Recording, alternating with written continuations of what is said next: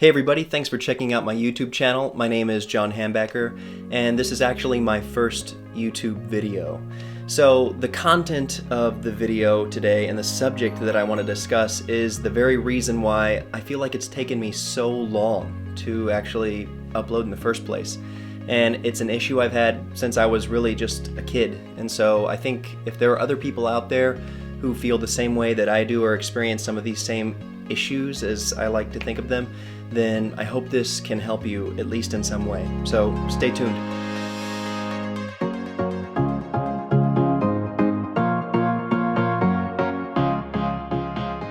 So what I want to discuss with you today is the topic of perfectionism and why in some ways it can be really great, in others it can be super detrimental to your creative capabilities and your creative potential. So growing up, I think that I adopted this idea of perfectionism really early on, and in a more or less negative way. When I was about 7 years old, my dad signed me up for piano practice, and these piano lessons were meant to help me improve on a skill that he saw as being very, very valuable. Looking back on that now, learning piano and learning how to read music and all of the things that accompanied that were incredible, and I think that I grew developmentally as a kid in positive ways from that. I didn't like it at the time. I don't think I liked it for probably a majority of the time that I played piano, but I took some good things away from it, and I thank my dad for that. So the reason I start the story so far back when I was 7 years old beginning piano lessons is because that's really what I view as the first instance where I began developing negative perfectionist habits. When I played piano, I would get to a point in the song where I had a lot of difficulty and really couldn't move past it, and instead of working on that mistake and working through it, I would actually start over. And I wasn't encouraged to do this. I wasn't, told by any of my instructors or anything like that, oh, you need to start over if you make a mistake. No. That was me. I did it because I wanted the song to be perfect. I wanted it to sound great from beginning to end, from the first measure to the last note. And I really got myself in a bad habit. And I think it's something that I've carried forward into a lot of my work, whether I was in high school, college, and even now as somebody who's aspiring to be more or less a professional filmmaker, professional photographer, somebody working in the professional creative content space. And while I think it helps in some instances because the work that I produce looks great, it also hurts in so many other ways because I'm so slow to produce and I'm so self-critical of the things that I actually finish. Now, don't get me wrong, I'm a huge fan of making beautiful looking content. I think that that's probably what inspired me most whenever I decided I want to go for this. I want to try and make YouTube videos. I want to try and collect clients and work on video projects and do photography jobs wherever I can find them. Seeing beautiful stuff on the internet, that got me hyped. That got me excited about this whole workspace, this creative environment. And that's why right now and even to this day and as far as I can see into the future, I'm going to be pumped about it because there are creators out there everywhere who are making incredible content. So in addition to this perfectionist kind of attitude that I carried with me whenever I was practicing piano, I didn't just stop at piano. I carried that into sports, I carried that into the art that I drew casually, and even into recreational activities. I was always super competitive and always trying to be perfect all the time. So for me, I think it affected me in a lot of negative ways, things that I look back on and think, maybe I would have enjoyed it more if I just would have relaxed a little bit and just gone with the flow instead of trying to map out everything so strategically. And when I say this idea of perfectionism kind of permeated into all areas of my life, I mean everything. And a lot of that came from the media I consumed as a young person, thinking about your bodybuilders with a perfect physique, your all-star athletes, flying above the rim, throwing touchdown Hail Marys, whatever it was. I viewed these individuals as the epitome of perfection, and I wanted to be like that. And I think there are so many people out there who are on that same path. They have that internal desire to be the best. And the best is a touchy term. And the reason I feel that way is because the best so often means you're better than everybody else. And you end up getting into this game of comparison. Am I better than him? Am I better than her? Does that matter? I mean, for some people it may, but I think that for the majority of people, if you really think about the root of what you're asking for out of that, it's negative in nature. And what I challenge myself to do on a day-to-day basis is really, am I better than I was yesterday? Am I better than I was a week ago? Am I better than I was last year? Am I smarter? Am I stronger? Am I more emotionally strong? Whatever it might be, I mean, you have to determine what that means for you, but I think that even myself to this day, and I'm sure I'll continue to do it, and know even though it's negative, comparing yourself to others can be detrimental.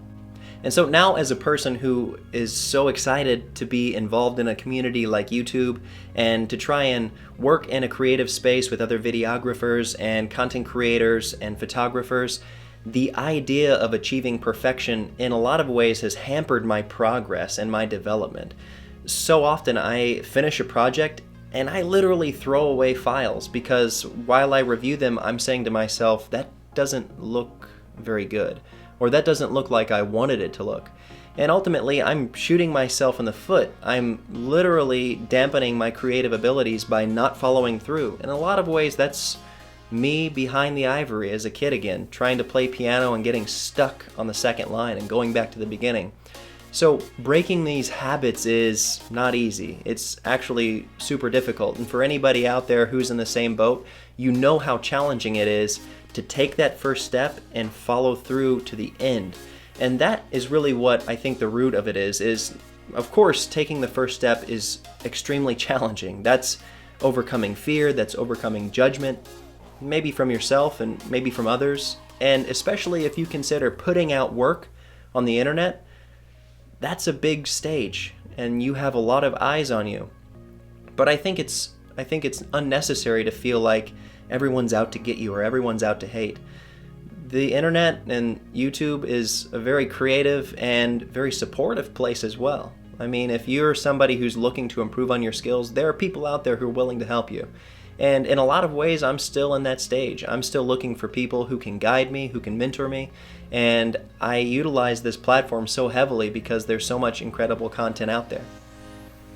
Now, one final note that I'd like to make is that whenever I consider, perfection with regard to YouTube videos and content creation in this space, I'm thinking of my Peter McKinnons for Superstar Vloggers, or Casey Neistat's, or maybe your Thomas Heaton's for Unreal Landscape Photography. And in a lot of ways, those guys have helped me. They've helped me develop, they've inspired me to be better in this field.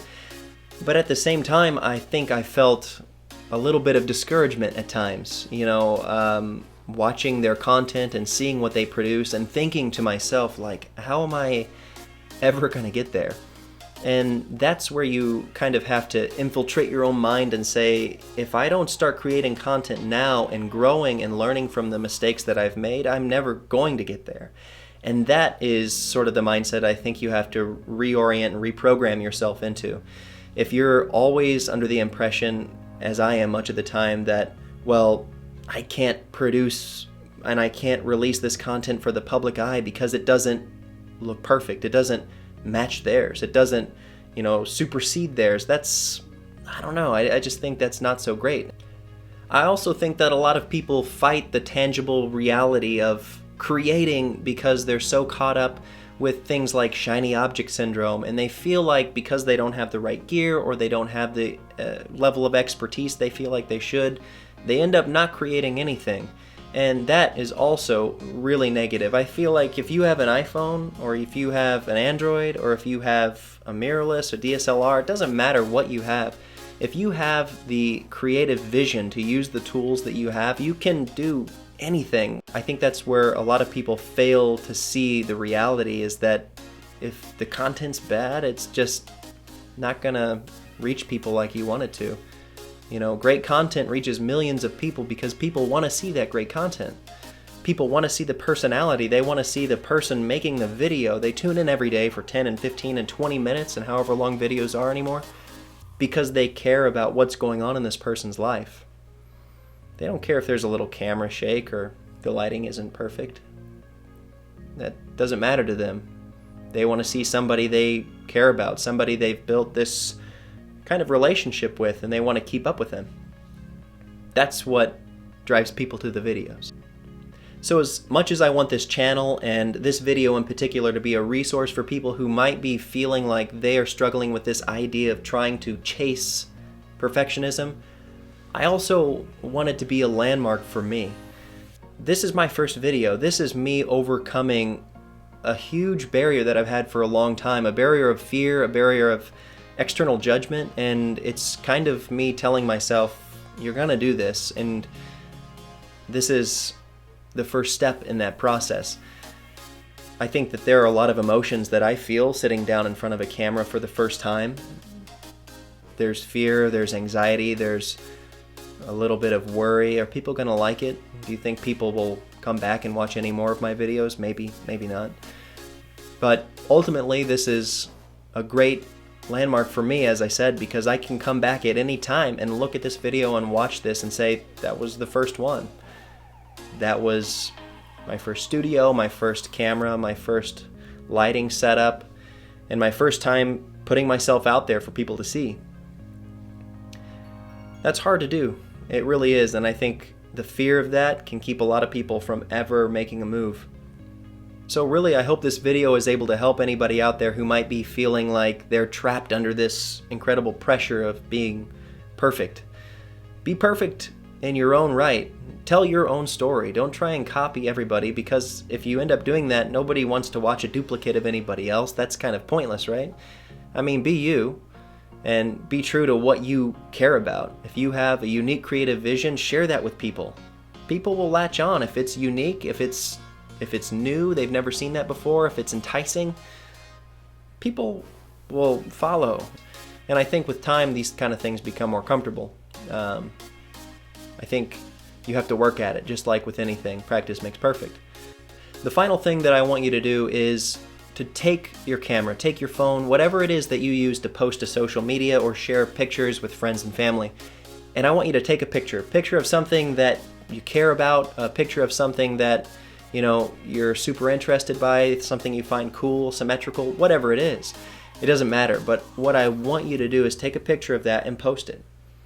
And just take a moment to reflect on doing that and savor that moment and think to yourself, I just created content. I captured a moment and I shared it with people. Maybe they'll like it, maybe they won't. Who knows? But I did something tangible, and I put it out there on the stage for people to see. That's the first step. And the first step can be terribly frightening depending on what your goals are.